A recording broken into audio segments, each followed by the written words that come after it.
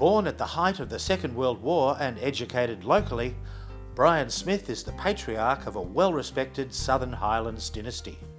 4 generations of the Smith family have owned various properties in the Bowral area since the early 20th century and operated the very successful Highlands laundry and dry cleaning business since 1918. This is Brian Smith's story. Hi, I'm Brian. I just got the ABE over bloody 80. I was born in 1940 on the 29th of February, which makes me much younger actually. Born in Strathmore Private Hospital, which is next to the police station in Bowral. I was made to board the last 2 years at Chevalier to get my leaving certificate. But there I enjoyed, I didn't play cricket very much because I lost that end off that finger when I was a bit over 3. A cricket ball hitting that, even anything now, hurts. Believe it or not, with my trim figure, I was a senior athletic champion. I love rugby. I played it, and as I say to my grandson here, I played rugby for quite a few years, and I broke 2 arms and a collarbone. Fortunately, they always belonged to somebody else, because I was pretty solid and pretty fast. I was in the cadets and I went with 5 others to a camp in Singleton and I topped the battalion, which included all the GPS schools in Sydney. When I got the leaving, I got a letter from the Army inviting me to become an officer in the Australian Army, and I didn't know at the time.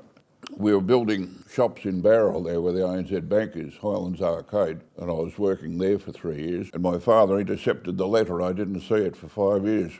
I went to Sydney University, and my dad was a fanatic about education because he left school when he was 11 and had a very basic bit of education. And my older sister Margaret, she became a Bachelor of Fine Arts and taught English and Arts in Sydney.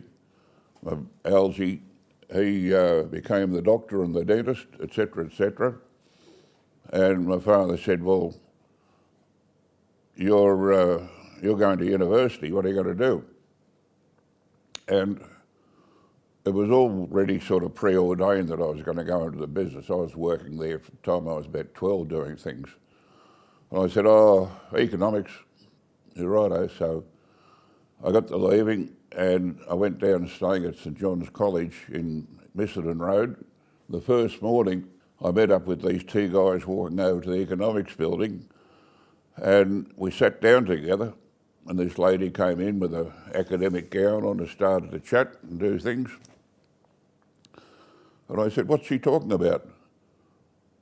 I said, did you do economics at school? I said, they didn't even teach it. They said, well, you haven't got a chance.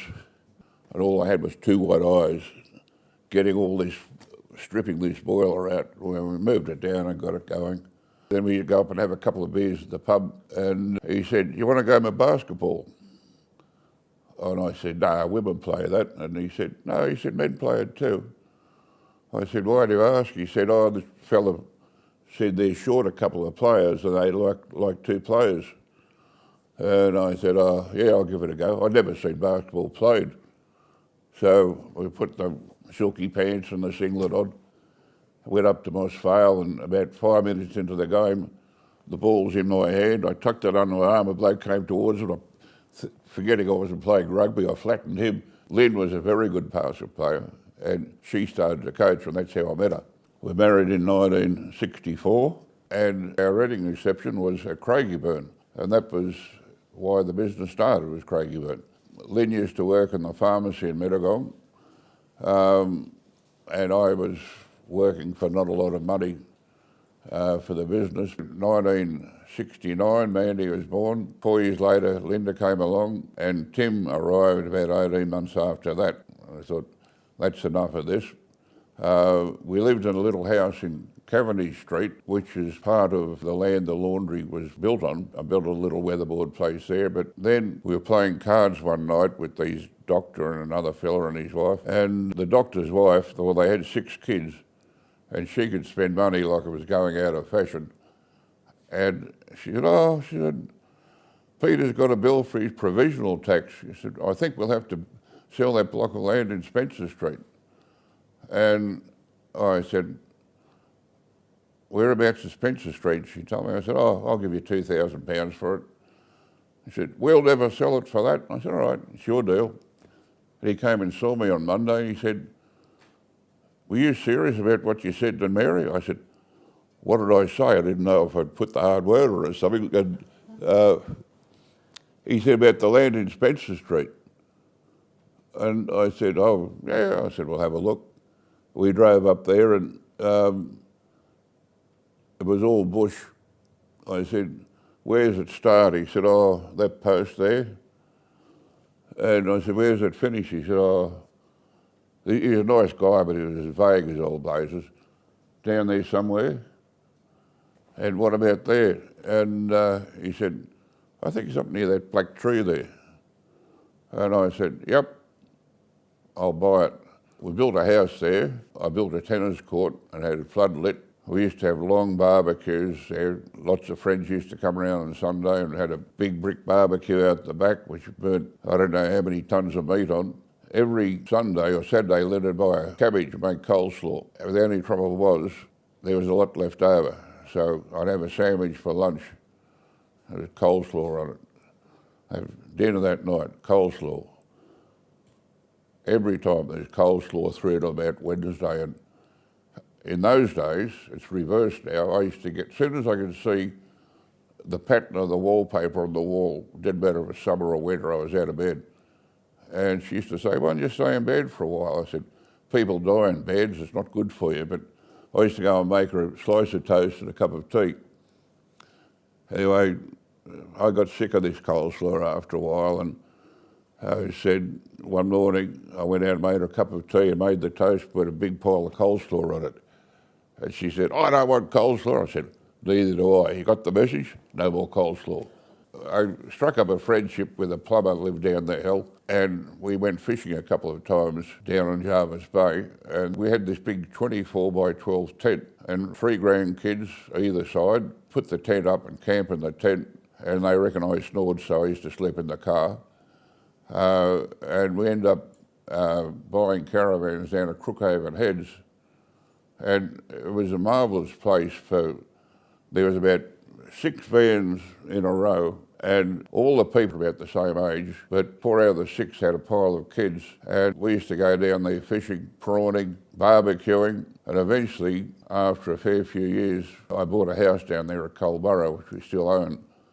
But the time at Culburra Caravan Park, when the kids were young, was beautiful. The only thing is, you come home Sunday night, you'd be so tired from fishing, you needed a holiday. One day, friends of ours from Mossvale wanted to know where a farm was here, which is one over the back here. So we jumped in the car, and I remember it was pouring rain, and drove down, and up here I saw a little for sale sign on. I said, phase 4. And within, we took the kids to England that year, but I had a deposit in December 1987. My builder, Ian, said, I'll have you in by the time you're 50, and we're 2 months late. If I can give you a little bit of background on our business, my grandparents on my paternal side, Martha and Fred, my third name is Fred, they came out from England in 1909 for a better life in Australia and went to a property in Inverell as a husband and wife farm team. She was the cook and the cleaner, and he was looking after the gardens. My dad, Bob, was born in 1910, but Inverell, the climate was too extreme for them there, and it was also, in those days, a very isolated part of the state. So they got a job at Hopewood in Barrel, which was owned by a member of the Horton family. And there was a lady by the name of Mrs. Horton owned Craigieburn. I've been told by several people who are now dead, she was a very good woman and a very good businesswoman rather, business person these days, isn't it? And she financed them to buy this house in Old Barrow Road, which had an orchard and a chook run. And my grandmother was the business operator. She had the drive. My grandfather was more of an artistic sort of a fella, and like playing the piano and doing paintings, which were pretty ordinary. But he carved wooden rocking horses beautifully. So he was looking after the orchard where Winter's Carpets showroom is, and the chook run, and Martha started to do small work from Craigieburn down there, serviettes and small towels. They had a donkey, I think they called it, as a cast iron stove, and they heated the flat irons on that and ironed everything out by hand. That progressed to starting a small building next to it where they put in bigger washing machines.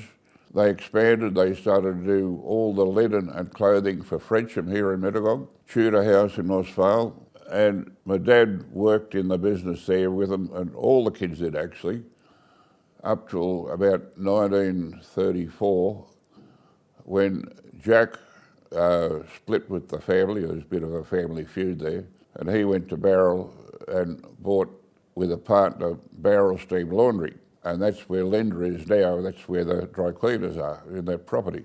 David and Madge, my dad bought them off and stayed on. My grandparents went to Cronulla. In 1950-something, I'm not too sure, he brought the dry cleaning back to Mittagong and changed the name of both of them to Highland Dry Cleaners and Laundress. And every second place is called Highland something in this area, but we were the first Highlands business there. I was 42, I think, 43. I've had enough of this. I'll sell everything. And then I had 3 kids to educate. I thought, no, I won't. I'll move the dry cleaning business to Barrel and sell the laundry. So I moved the dry cleaning business out of Mittagong and put it where it is today, in Barrel.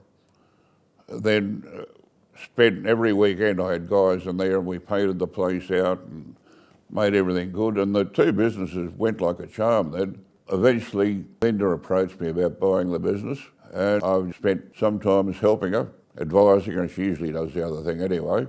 I was in Rotary for 38 years. I was the president, I was this, that and the other thing. The laundry was established in 1918, which makes it now 102 years old. Rode off, got the application papers, went up to see the old priest, he signed it, went out to Chevalier, they signed it. And I thought I'll start on Mum first. And I said to her one day, I said, would you like to sign that, Mum? And she said, what is it? I said, it's an invitation to join, application to join the Air Force. And straight away she was on guard. And she said, what do you want to do in the Air Force? I said, well, preferably fly the Sabre jets, which was the premium fighter at the time, but I'll do anything. And she went ballistic. Said, I'll never sign that as long as I live. My cousins were killed. By the time I was 21, I was too busy building and one thing another. I think I met Lynette about the same time. As I said, we got married. And we've been married happily for 5 years. The rest of them have been all right. No, that's a joke. I was talking to Phil, a friend of mine, who had a similar experience. That it's funny, when my father died, all the crows sat on the fence and waited for me to go broke. But it gave me the freedom to go forward. And this other guy, he had a father who had a business in Barrel, and the same thing happened. And I had a cup of coffee with him there a couple of weeks ago, and I said, I don't think I could swap much around if I had another go at life. I said, what I've done is good enough. And he said, me too. And here we are now, turn of the century. Suddenly it's turn of the century plus 20 years, and I'm still on the right side of the grass. I've got 3 good kids, a beautiful granddaughter, a great-grandson, and there's a bottle of scotch there for when I want it at 5 o'clock, and a fire to sit by. What else do you want in life?